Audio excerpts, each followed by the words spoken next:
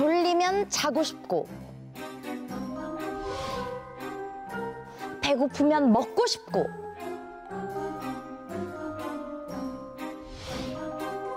배가 아프면 화장실로 달려가는 그것은 본능적으로 느껴졌어. 바로 본능이죠. 그런데 사람도 아닌 동물이, 그야말로 본능적이어야 할 동물이 아주 철저하게 본능을 거부했다면 여러분 믿으시겠습니까? 이 동물들이 대체 왜 그런 걸까요? 1940년대 미국 워싱턴주의 히든밸리 농장. 이 농장의 주인 웨스트보 부부에겐 고민이 하나 있었으니 바로 키우던 동물 타이크의 식습관 때문.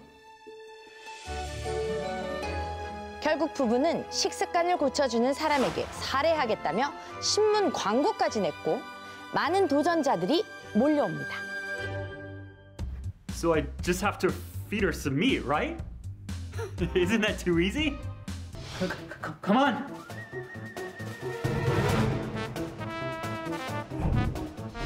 웬일인지 고기를 완강하게 거부하는 타이크.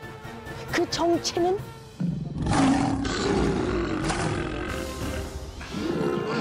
그랬다. 바로 사자였다.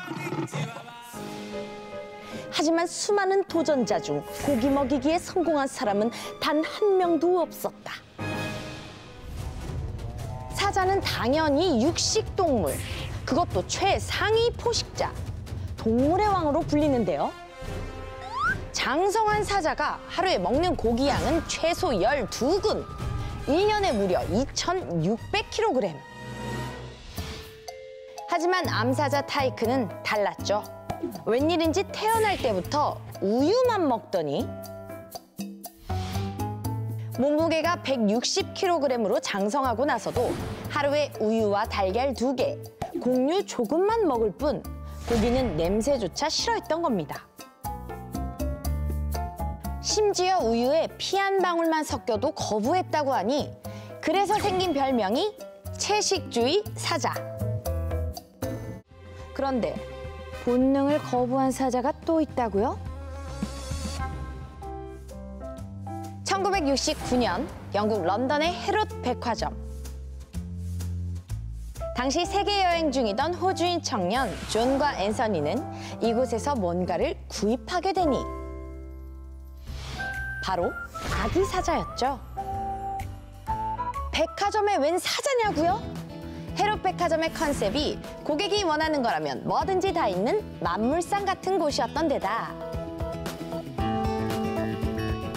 당시는 멸종위기 동식물 보호법도 없던 때라 야생동물이나 희귀동물들까지 판매했던 겁니다. 백화점 홍보 모델까지 할 만큼 귀여웠던 사자 크리스티앙을 호주로 데려와 키우기 시작한 두 청년. 폭풍 성장한 크리스티앙의 몸집은 금세 청년들의 키를 뛰어넘어 그야말로 야수가 된 겁니다. 그런데 크리스티앙에겐 야수의 본능이 없었습니다. 몸집이 커졌어도 성격은 온순함 그 자체, 치명적인 애교까지. 혹시 본인을 고양이로 착각? 그래도 2년 후 두 청년은 크리스티앙의 미래를 위해 야생으로 돌려보내기로 합니다. 크리스티앙을 보내고 1년 후인 1972년 존과 앤서니는 크리스티앙을 만나러 갈 계획을 세웁니다. 그때 사람들이 한 말은 아무리 온순했어도 사자는 사자야. 그동안 야생 본능이 살아났겠지. 너희를 공격할 거라고. 그럼에도 크리스티앙이 있는 케냐로 향한 두 사람. 며칠을 찾아 헤맨 끝에 드디어 저 멀리서 크리스티앙을 발견합니다. 크리스티앙도 이들을 발견한 듯 천천히 다가오는데요.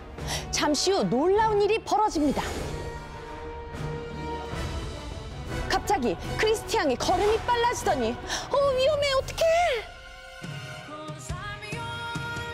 마치 이들을 계속 그리워했다는 듯 품에 와락 안긴 겁니다. 이후에도 한동안 몸을 비비며 마치 사람처럼 반가움을 표현했는데요. 그 후에도 1년에 한 번씩 크리스티앙을 만나러 간 존과 앤서니. 하지만 크리스티앙이 완전히 야생으로 돌아간 것인지 1974년을 마지막으로 다시는 모습을 볼 수 없었다고 하죠. 학자들은 크리스티앙의 지능이 남달랐다고 보고 있습니다. 옛 주인을 다시 기억할 만큼 높은 지능이 사자의 본능을 컨트롤했다는 건데요. 그럼 타이크는 왜 육식을 거부하고 채식주의 사자가 된 걸까요? 때는 1946년 미국의 한 동물원. 어미 사자가 출산을 앞두고 있었다. She can't have those cubs yet. She'll kill them too. 그랬다. 어미는 극심한 스트레스로 이미 4번이나 새끼를 물어 죽였던 것. 타이크는 5번의 출산 중 사육사 덕분에 살아남은 유일한 사자였다. 하지만 타이크 역시 어미의 공격으로 다리에 부상을 입어 한동안 치료를 받아야 했다는 슬픈 이야기. 육식 거부도 태어날 때 맡은 피 냄새에 공포를 느꼈기 때문으로 추정될 뿐. 그러던 어느 날, 안 돼! 타이크! 생후 3개월에 사고로 화상을 입게 된 타이크. 연고를 발라주고 기다리는 것 외에는 뾰족한 치료법이 없었던 상황이었죠. 그런데 이때 고양이 핑키가 타이크의 상처를 핥아주기 시작한 겁니다. 그렇게 15분 간격으로 타이크의 상처를 핥아주며 무려 2달이나 간호를 했다는 사실. 그때부터 타이크는 작은 동물들을 공격 대상이 아닌 친구로 인식하기 시작했고, 타이크한테 고기를 먹이려던 도전자가 병아리를 주자 오히려 병아리를 핥아주며 입을 맞추기까지 했다는데요. 귀여워! 이처럼 공격 본능도 제로였던 타이크. 야생이었으면 사자의 먹잇감이었을 동물들이 타이크에게는 둘도 없는 친구일 뿐이었죠. 웨스트보 부부와도 한 방에서 지내며 모든 일상을 같이 했다고 하니 진짜 본능 거부 사자 맞죠?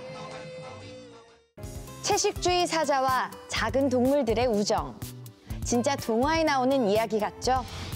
그런데 그 사자보다 몸집이 더 큰 야생동물이 사람과 친구를 넘어 아예 가족이 된 경우도 있다고 합니다.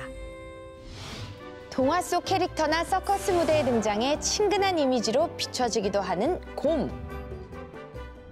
하지만 사실 곰은 사납고 난폭하기로 유명하죠.